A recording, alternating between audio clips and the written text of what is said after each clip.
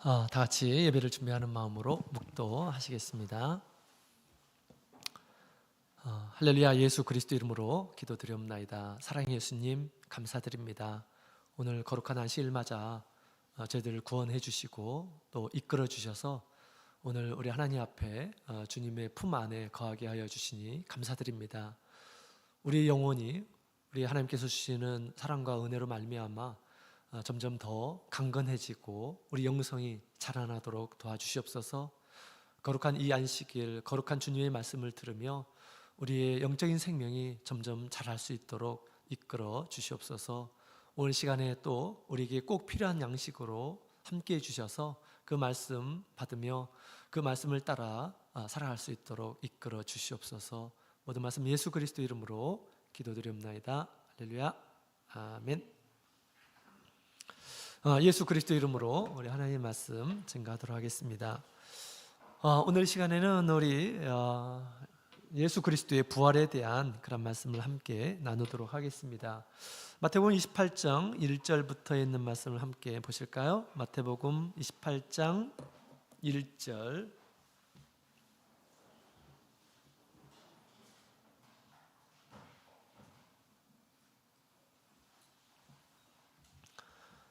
자, 1절, 2절, 1절, 2절 같이 한번 크게 읽어보도록 하겠습니다. 1절, 2절, 6절을 읽겠습니다. 같이 읽겠습니다.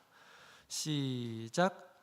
안식일이 다하여 가고 안식 후 첫날이 되려는 미명에 막달라 마리아와 다른 마리아가 무덤을 보려고 왔더니 큰 지진이 나며 주의 천사가 하늘로서 내려와 돌을 굴려내고 그 위에 앉았는데 6절 시작.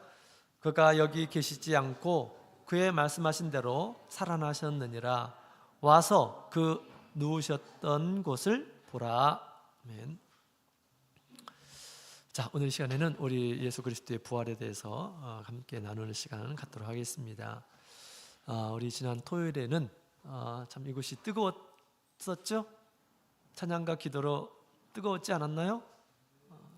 옷이 탄 사람이 없네 근데. 네, 정말 나도 이 현장에 있었으면 얼마나 좋았을까. 사실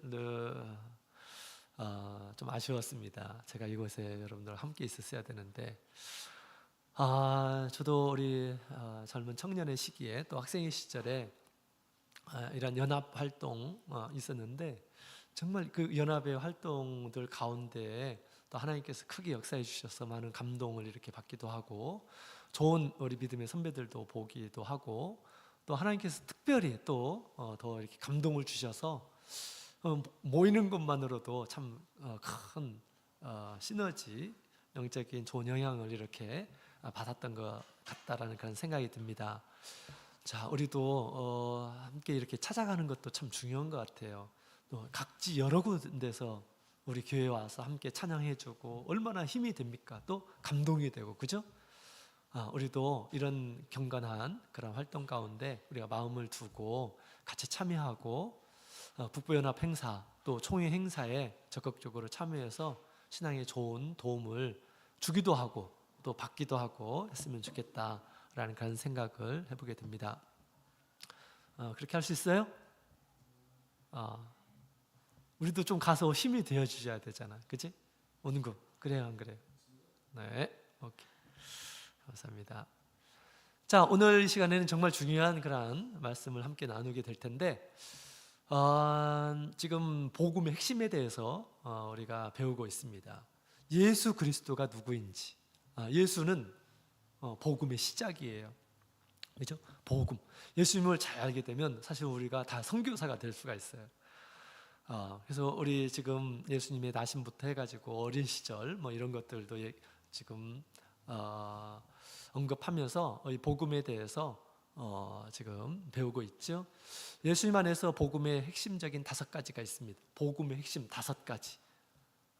5가지가 뭘까요? 첫 번째로는 예수님의 나심이 복음이에요. 예수님께서 출생하실 때 천사들이 나타났죠. 그죠? 그래서 내가 큰 기쁨의 좋은 소식을 내가 전하노라 라고 하면서 예수님의 출생한 소식에 대해서 천사가 가르쳐 줍니다. 예수님의 나심이 곧 복음, 기쁜 소식이다라는 거예요. 여러분, 예수님께서 오시지 않으면 우리가 구원받을 수 있나요? 예수님이 이 세상에 오신 것, 구약에 끊임없이 예언되어 있는 하나님의 말씀이 이 성취가 되는 것입니다. 그죠?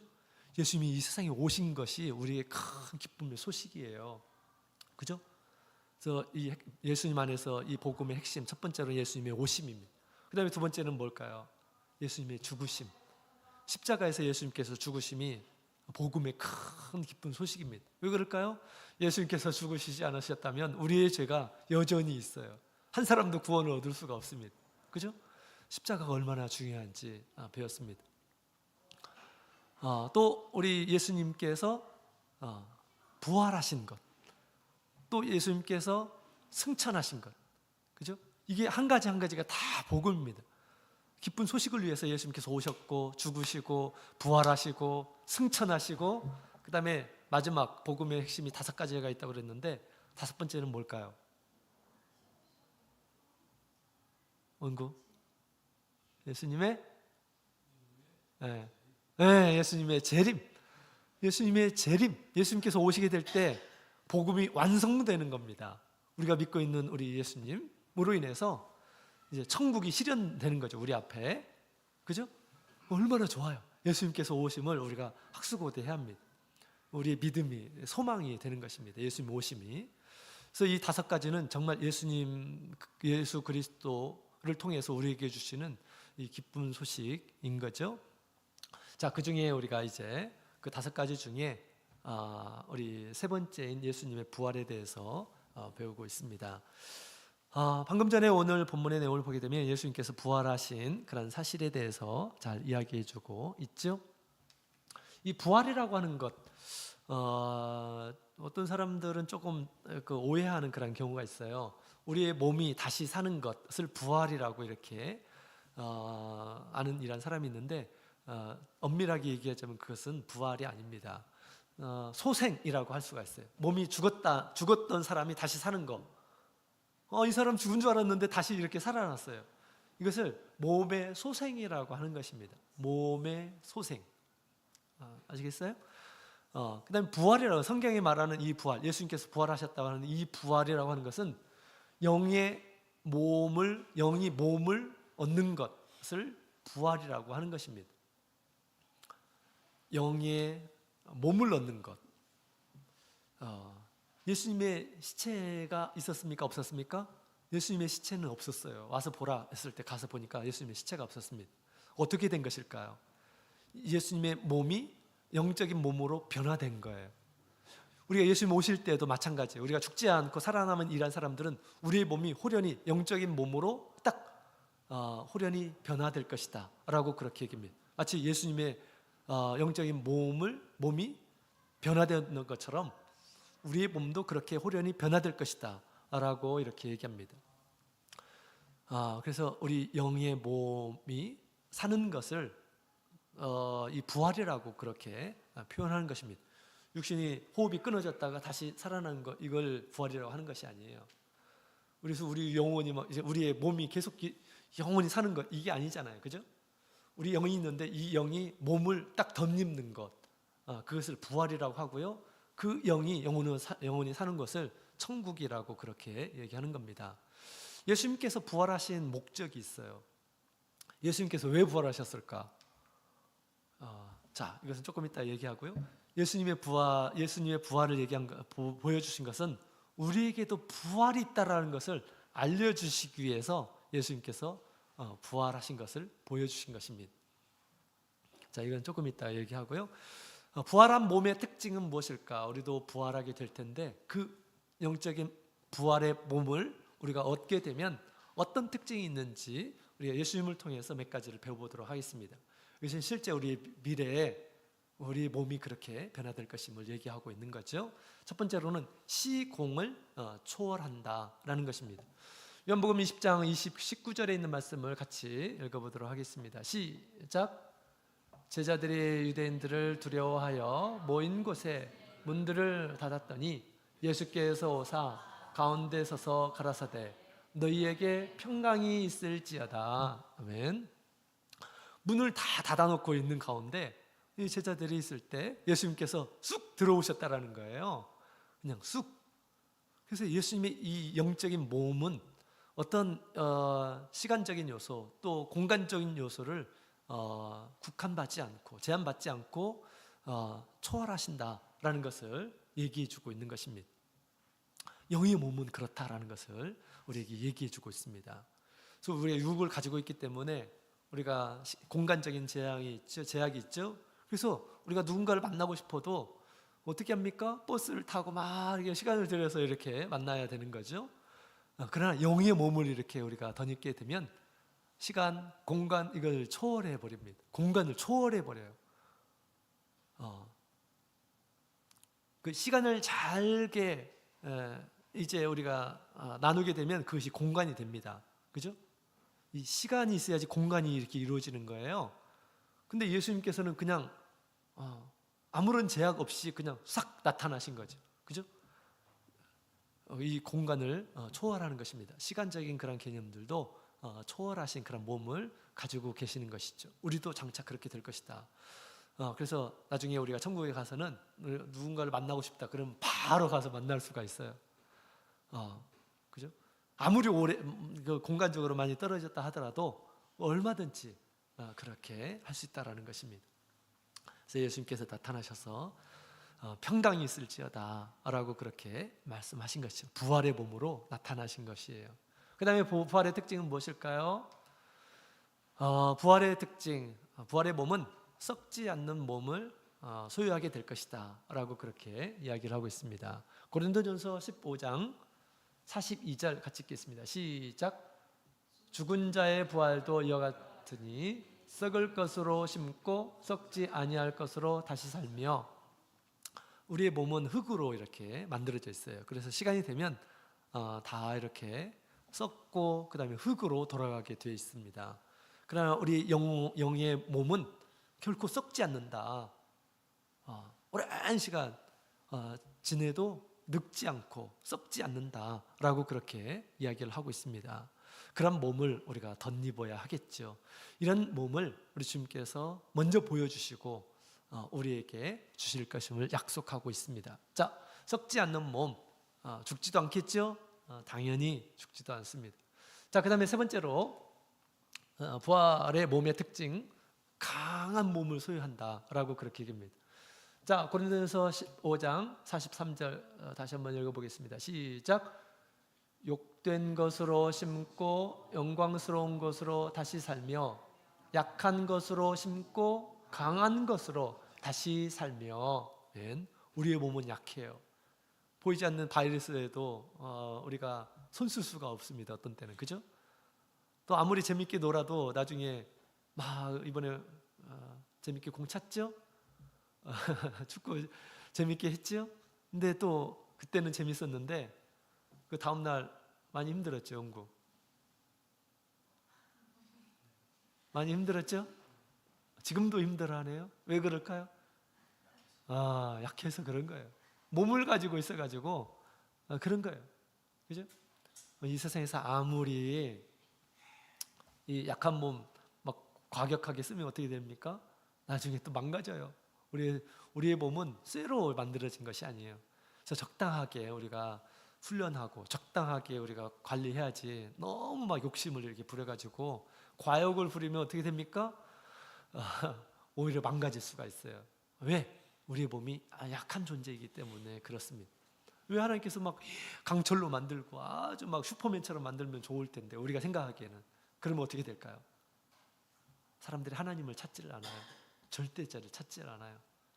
그러나 예수님 믿는 이런 사람들은 마지막에 우리 부활의 몸을 이렇게 얻는 이런 사람들은 아주 강한 몸으로 채워주시겠다라고 그렇게 이야기하고 있습니다. 지금 나의 몸이 강한 몸이 아니에요.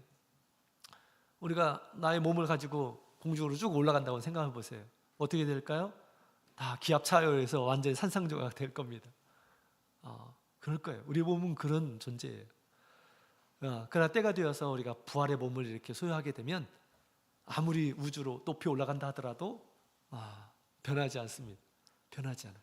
강한 몸, 어떤 병이 걸리고 그러지 않아요. 모든 사람들의 몸이 아주 막 멋지고 아주 건강하고 강하고 그렇다라고 그렇게 저는 믿습니다. 그럴 날이 올 것이다 라고 믿습니다. 막 헬스하지 않아도, 헬스할 때 얼마나 힘듭니까? 그죠? 그렇지 않아도 강한 몸을 소유하게 될 것이다 라고 얘기하고 있습니다. 그렇게 될까 안 될까요? 분명히 됩니다. 자, 그 다음에 부활의 몸의 특징은 뭘까요? 신령한 몸을 갖추게 될 것이다. 영광스러운 몸, 아름다운 몸을 갖게 될 것이다 라고 그렇게 이야기를 하고 있습니다. 세상을 창조하신 분이 우리 하나님이에요. 우리가 뭐 세상에 좋은 경치를 보게 되면 정말 아름답고, 꽃들을 또 보게 되면 너무 아름답고 섬세하고 그러잖아요. 그죠? 그보다도 더 아름다운 모습으로 하나님께서 우리에게 영광스럽게 우리의 몸, 영원히 살게 될 그 몸을 갖게 해주신다라고 그렇게 성경은 이야기하고 있습니다. 기대되지 않습니까? 보는 사람마다 하나도 추함이 없이 너무 아름답고 멋지고 신령하고 거룩하게 보인다라는 것입니다.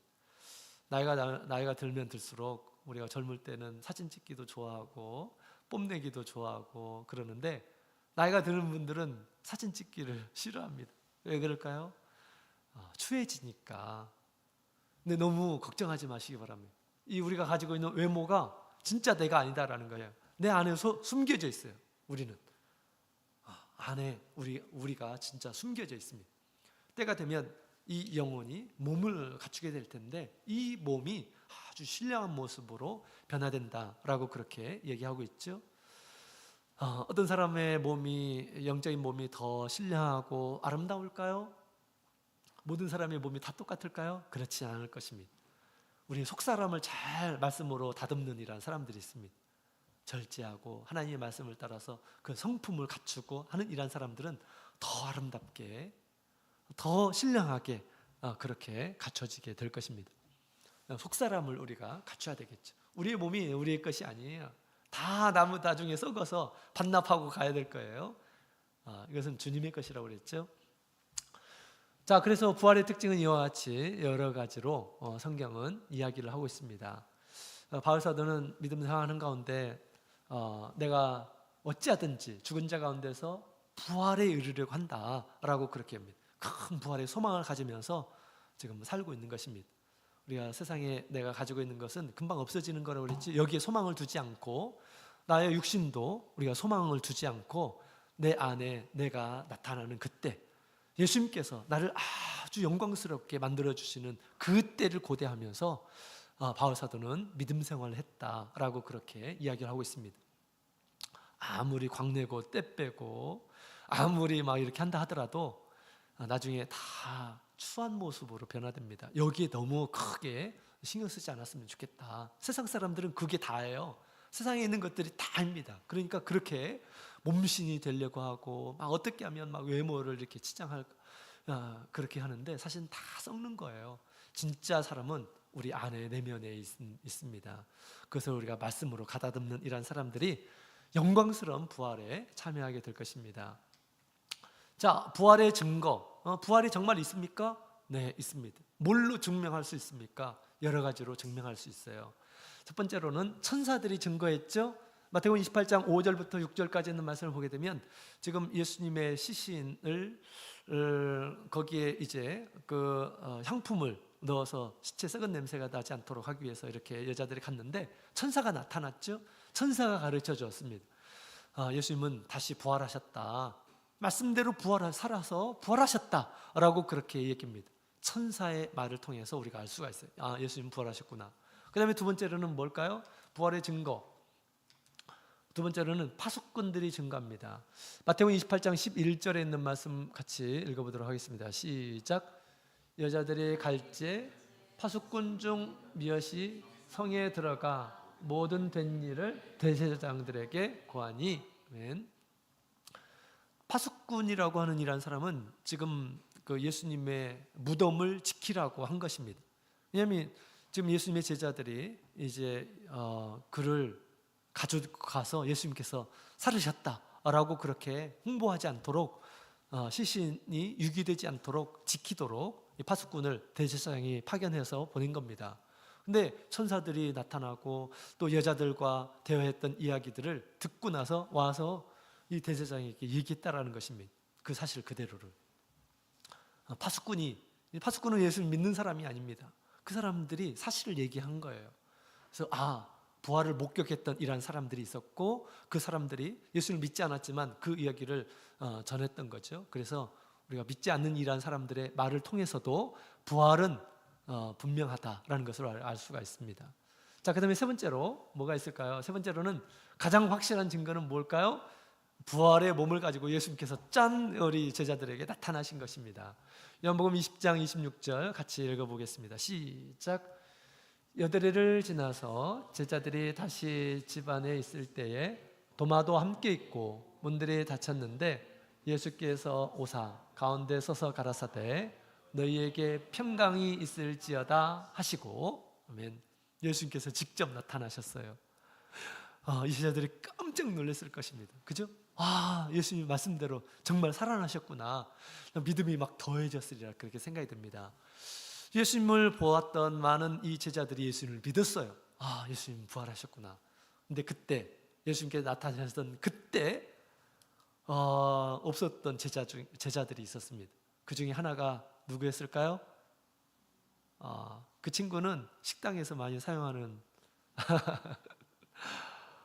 그래서 그 친구가 다른 제자들이 예수님 부활하셨다라고 그렇게 얘기했을 때 나는 못 믿겠는데 내 예수님께서 찔리신 옆구리 손을 만져봐야지 믿겠다라고 그렇게 얘기를 했죠.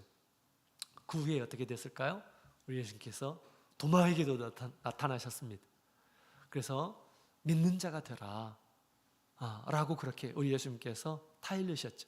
그래서 도마가 예수님을 보고 나서 나의 하나님이십니다. 예수님은 당신은 나의 하나님이십니다 라고 그렇게 고백을 했던 것입니다. 부활하신 예수님을 본 이런 사람들은 그런 감격이 있었던 것이죠. 그래서 가장 확실한 증거는 예수님께서 부활하신 몸으로 그들에게 나타나신 것입니다.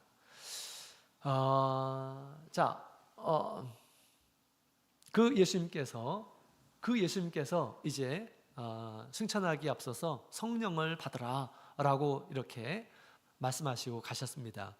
내가 올라가면 내가 너희에게 성령을 주겠다라고 약속하시고 가셨어요. 그래서 오늘날 우리가 성령을 받은 것은 예수님께서 부활하셨고 예수님께서 승천하셨다라는 것을 증거하는 것입니다. 성령을 주신 것은 그 예수님께서 약속하신 것이거든요. 그렇기 때문에 우리가 성령을 받는 것은 예수님께서 부활하셨다고 하는 또 강력한 증거이다라고 그렇게 우리가 알 수가 있는 것입니다. 자, 예수님의 부활을 믿으십니까? 네, 우리 예수님을 부활을 믿으시기 바랍니다. 자, 그렇다면 우리 예수님께서 부활하신 이유는 뭘까? 우리에게 보여주시려고 하는 것입니다. 우리도 그와 같은 부활이 있다는 것을 알려주려고 부활하신 거예요. 그래서 고린도전서 15장 20절에 있는 말씀을 함께 읽어보도록 하겠습니다. 시작. 그러나 이제 그리스도께서 죽은 자 가운데서 다시 살아 잠자는 자들의 첫 열매가 되셨도다. 아멘. 부활의 첫 열매, 잠자는 자들의 첫 열매. 우리 예수님께서 부활의 몸을 가지고 첫 번째 나타나셨다라고 그렇게 얘기합니다. 첫 번째 나타난 것은 그와 그에게 붙어있는 이런 사람들이 다 그와 같이 부활의 열매를 맺게 될 것이다라고 하는 것을 얘기해 주는 것입니다. 예수님께서 처음 열매를 맺으셨고 나중에 다 예수님께 붙어있는 이런 사람들은 부활에 참여하게 될 것이다라는 것을 보여주신 거예요. 그래서 예수님은 부활의 맏아들이에요. 나중에 예수님을 통해서 믿는 이런 사람들이 다 그와 같이 부활하게 될 것을 우리 예수님께서 보여주셨다라는 것입니다. 자, 여러분, 우리가 예수님을 믿는 그 이유는 물론 우리가 이 세상에서 예수님의 도움을 받고 이렇게 살고 형통한 삶을 살고, 그죠? 그렇게 하는 이유도 있습니다. 그러나 더 중요한 것은 우리가 이 세상에서 나의 목숨이 이제 육신이 죽고 내 영혼, 진짜 나의 영혼이 살 수 있는 곳에 가야 하는 것이죠. 부활의 몸을 가지고 우리가 영원한 생명에 들어가는 것, 이것이 우리가 예수님을 믿는 진정한 이유입니다. 그래서 우리 믿음의 결국은 우리 영혼의 구원을 받습니다 라고 그렇게 얘기하죠. 그 구원이 뭡니까? 내가 영적인 몸을 소유하는 거예요. 그래서 영생에 들어가게 되는 것입니다. 우리는 그때를 우리가 고대하면서 살아야 됩니다. 비록 이 세상에서 내가 하고 싶은 대로 하지 못하고 내 모습이 좀 추악하고 또 열등감이 있고 나의 재능이 부족하고 그런다 하더라도 우리가 영적인 몸을 소유해서 강하고 그 다음에 신령하고 그 다음에 썩지 않고 죽지 않고 그 몸으로 영원한 이 천국에서 누리게 될 것이다라고 하는 그러한 소망을 가지면서 우리가 생활을 해야 되겠죠. 이 일이 분명히 있을 것임을 우리 예수님께서 친히 보여주시고 마지막 나팔 소리와 함께 우리 믿는 이란 사람들이 호련히 몸이 변화되어서 예수님을 맞이하게 될 것이다. 공중에서 예수님을 맞이하게 될 것이다 라고 그렇게 이야기하고 있습니다. 그 더 좋은 부활을 소유하기 위해서 바울은 열심히 믿음 생활을 하게 된 것입니다. 자, 마지막으로 우리가 영광스러운 부활을 얻기 위해서 그러면 예수님 부활은 분명히 있다고 그랬죠? 우리도 영광스러운 부활을 맞이해야 되겠습니다. 어떤 사람들이 영광스러운 부활을 맞이하게 될까요? 몇 가지 살펴보도록 하겠습니다. 첫 번째로는 예수님을 믿고 죄사함을 얻는 이러한 사람입니다. 예수를 믿고 죄사함을 얻는 사람, 죄사함을 받지 않는 이러한 사람들은 어떻게 될까요? 부활한다 하더라도 아주 더러운 몸으로 부활하게 될 것입니다. 그 더러운 몸이 어디에 갑니까? 불못에 들어가서 이제 형벌을 받게 됩니다. 영원한 형벌, 이걸 둘째 사망이라고 해요. 거기서 나올 수가 없습니다. 그 영혼이 이제 지옥에 들어가게 되는 것이죠. 그래서 우리 영광스러운 부활을 얻기 위해서 반드시 이 죄의 문제를 해결해야 되는 것입니다. 그래서 예수를 믿고 세례를 받고 죄의 사함을 얻어야 됩니다. 뿐만 아니라 세례만 받으면 모든 죄가 다 사라지나요? 미래의 죄도 다 사라질까요? 그렇지 않아요. 끊임없이 우리가 예수님 앞에 와서 예수님의 보혈로 씻음을 받아야 됩니다. 무엇을 통해서? 우리가 회개하고 자백하고 하나님이 용서를 구하는 그러한 기도를 통해서 우리의 이 죄가 깨끗하게 돼야 된다는 것입니다. 예수님께서 어디에 계실까요? 지금 교회 가운데 계신 대제사장으로 피를 가지고 용서를 구하는 이런 사람들에게 거룩하게 해주는 그런 일들을 하고 있습니다. 그래서 우리가 교회에 와서는 첫 번째로 나의 잘못, 하나님의 말씀을 지키지 않은 것, 또 양심적으로 하나님 앞에 믿음으로 살지 않는 것이 죄고요, 또 선을 알고도 행하지 않는 것들이 다 죄다라고 그렇게 얘기합니다. 이것들에 대해서 우리 주님 앞에 구해야 됩니다. 나를 정결하게 깨끗하게 해주십시오. 우리가 그렇게 기도해야 됩니다. 그럴 때 우리가 주님 앞에 가게 될 때 죄 없는 모습으로, 의로운 모습으로 갈 수 있는 것입니다.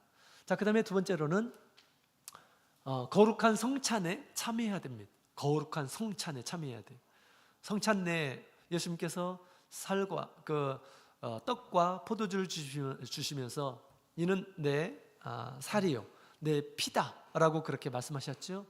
이 살과 피를 마시는 자들은 마지막 날 부활하게 될 것이다 라고 그렇게 주님께서 말씀하셨습니다.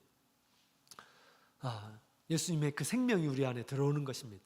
그래서 예수님의 부활하신 것처럼 우리도 나의 생명이 부활하도록 그 성찬이 우리의 영적인 생명과 결부되어서 우리로 부활하게 한다라고 그렇게 얘기합니다. 특히 또 우리 성찬례 때는 예수님께서 왜 죽으셨는지 예수님에 대한 기념을 하도록 하잖아요. 그죠? 나의 죄 때문에 돌아가셨구나.